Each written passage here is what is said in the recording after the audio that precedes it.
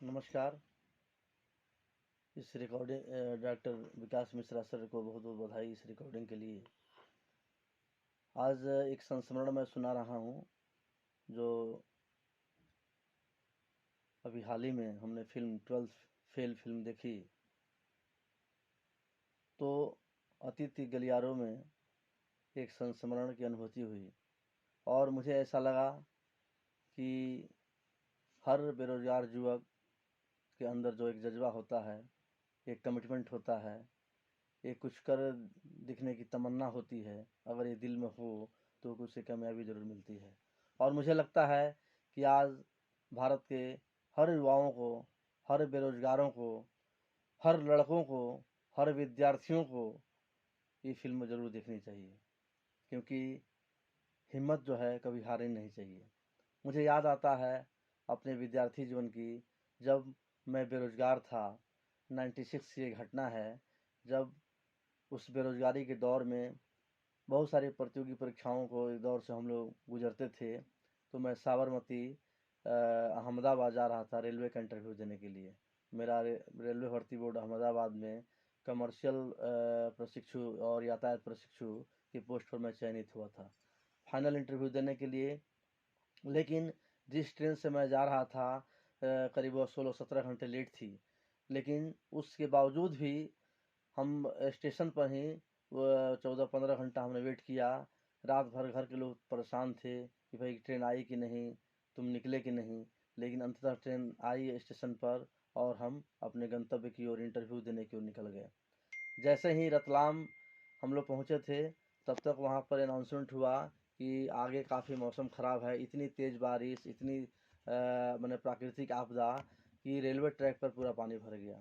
रात के करीब शाम को गाड़ी पहुंची थी। 9 बजे, 10 बजे, 11 बजे, 12 बजे, 2 बजे तक अंत में अनाउंस हुआ कि ये ट्रेन आगे नहीं जाएगी, आगे ट्रैक पर पूरा पानी भर गया है। इसके बाद हम लोग बाहर आए। अब किसी तरह से हम लोग अखबार बिछा करके प्लेटफॉर्म के बाहर हम लोग सोए और इसके बाद रेलवे ने अपना पैसा भी वापस किया। इसके बाद हम लोग कुछ और भी इंटरव्यू देने वाले लोग मिल गए वहाँ पर, तो हम लोग 3-4 आदमी वहाँ मिल गए। लेकिन हम लोग सोचे कि हम लोग लौटेंगे नहीं, हम लोग इंटरव्यू देने किसी तरह से हम लोग पहुँचेंगे। तो वहाँ से हम लोग एक जो वहाँ के जो छोटे-छोटे वाहन जो उपस्थित माने थे, उनके माध्यम से हम लोग धार पहुँचे। फिर रेलवे जो रोडवेज़ की बस है उसे नागदा होते हुए, नादियाड होते हुए हम सुबह पहुँचे अहमदाबाद हम। इसके बाद से अब तुरंत हम होटल में जाकर लिए, वहाँ फ्रेश हुए। होटल में जैसे ही हम बीच हॉर्न पलटे तो मुझे लग रहा था कि चक्कर आ रहा है, बस में मैं बैठा हूँ। इतनी दूर से यात्रा करने के बाद जो शरीर की स्थिति थी वो काफ़ी टूट चुकी थी। और तैयार होकर के नाश्ता करके मैं जब रेलवे भर्ती बोर्ड रेलवे स्टेशन के बगल में ही था, जब हम वहाँ गए तो हमने देखा कि चौक से लिखा हुआ था कि प्राकृतिक आपदा की वजह से इंटरव्यू आपका स्थगित किया जाता है। मन काफ़ी दुखी हुआ और उस परिस्थिति को हम बयान नहीं कर सकते हैं। लेकिन इसके बावजूद और उसके बाद से हम फिर सोचे, मेरे पास कोई टिकट भी नहीं था कि फिर सोचे थे कि इंटरव्यू होगा तो अब क्या आगे परिस्थिति होगी उस हिसाब से।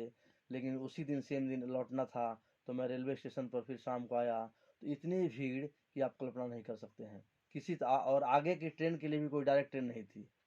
तो किसी तरह रात को 9 बजे हम लोग वहाँ से ये अहमदाबाद से हम लोग बड़ोदरा पहुँचे। बड़ोदरा पहुँचने के बाद इतनी मैंने ऐसे इतनी स्लो स्पीड से गाड़ी आई कि मैंने आस पास के जो जो ट्रेन जो पहाड़ गिरे हुए थे, पर चट्टाने गिरी हुई थी, पेड़ टूटे हुए थे, देख करके रोंगटे खड़े हो जाते थे। अरे वाह, मैंने हम लोग बच गए हैं, मतलब इस तरह का लगता था कि हम लोग जान में जान आ गई।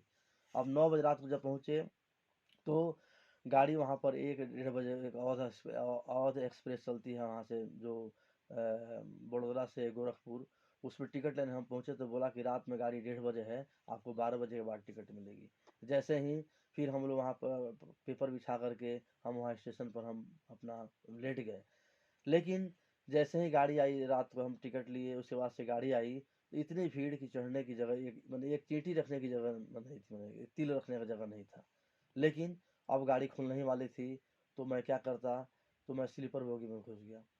स्लीपर बोगी में जब मैं घुस गया तो वहाँ से पूरे यात्रियों की आवाज़ आने लगी कि चोर चोर चोर चोर चोर ऐसे करके। मैं तो काफ़ी डर गया। तुरंत बैग से अपने एडमिट कार्ड निकाला और मैंने ऊँची आवाज़ में हमने लगाई कि मैं चोर नहीं हूँ, मैं विद्यार्थी हूँ, मैं परीक्षार्थी हूँ, मैं इंटरव्यू देने आया था, मैं विद्यार्थी हूँ, मैं चोर नहीं हूँ। ऐसे तब तक एक बहुत वृद्ध सज्जन थे, अर्धवयस्क थे, उनकी आवाज़ आई, ठहरो। सभी लोग चुप हो गए। बोले क्या है बेटा? मैंने अपनी बातों को कही कि हम इंटरव्यू देने गए थे, ऐसी सी बात है। बोले ठीक है, कोई बात नहीं।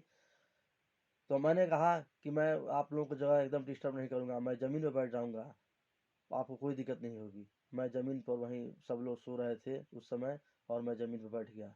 रात को करीब 2-3 बजे वो जो अर्धवयस्क जो एक मिडिल एज जो पुरुष थे, वो देखे कि बालक अभी भी यहाँ बैठा हुआ है, तो उन्होंने आवाज़ लगाई, अपने घुटनों को मोड़ लिया और बैठा लिया और कहा कि तुम यहाँ बैठ जाओ। और मैंने उनसे कहा था कि आपको पानी लाना हो, कोई दिक्कत हो आपको, मैं पैर दबा दूंगा, लेकिन कृपया मुझे इस पर जगह दीजिए, मुझे मुजफ्फरपुर जाना है, बिहार जाना है, क्योंकि मेरी गाड़ी छूट जाएगी तो फिर मैं कहीं का नहीं रहूँगा। उन्होंने मेरी वो दया दिखाई और कहा कि ठीक है। इसके बाद जब सुबह 6 बजे सवेरा हुआ तो सब लोग अपने बर्थ को नीचे गिराए। इसके बाद हम बोले कि बेटा तुम ऊपर बैठ जाओ। हमारे न जाने किस मैंने हम कह नहीं सकते हैं कि क्या प्रभाव था। वो प्रभावित होकर के उनको ऐसा लगा कि लड़का जो है अच्छे घर का है, चाहे अच्छा दिखता है, जो उनकी नज़र आई हो दृष्टि में। उन्होंने मुझे नाश्ता कराया, मैंने नाश्ता किया और बातचीत होने लगी। बातचीत होने के क्रम में करीब 11 बजे तक हम बातचीत करते रहे। वो हमसे बड़ा प्रभावित हुए और बोले कि बेटा कि तुम रेलवे का इंटरव्यू देने ज़रूर आए हो, लेकिन तुम एमएससी फिजिक्स हो, तुम पीएचडी कर लेना, क्योंकि तुम अच्छा प्रोफेसर बन सकते हो। ये बात 96 की है। तो मैंने कहा कि अंकल जी ऐसे नौकरी तो बहुत ज़रूरी है। तो बोले नहीं, तुम अच्छा प्रोफेसर बन सकते हो। इसके बाद मैं पूछा कि आपको कहाँ जाना है, तो उन्होंने बोले कि मुझे कानपुर जाना है, मैं वहाँ पर प्रोफेसर हूँ। जब वो कानपुर स्टेशन उतरे तो मैं उनके जो जितने भी जो अटैची थे, बैग थे, होल्डोल थे, सबको उठा करके उनको हमने प्लेटफॉर्म पर कानपुर स्टेशन पर उतारा और इसके बाद हम उनको पैर छू कर प्रणाम किए और उनसे मैंने एड्रेस नोट कर लिया। इसके बाद ये घटना है 96 की। हम 2003 में छत्रपति साहू जी महाराज कानपुर यूनिवर्सिटी, जिसको कि आज A+ ग्रेड मिला है नैक में, उस यूनिवर्सिटी में एक वैकेंसी निकली थी, मैंने उसमें भरा था। तो मेरा जो एडहॉक अपॉइंटमेंट सेल्फ फाइनेंस में एज ए फिजिक्स के प्रोफेसर में वहाँ हो गया।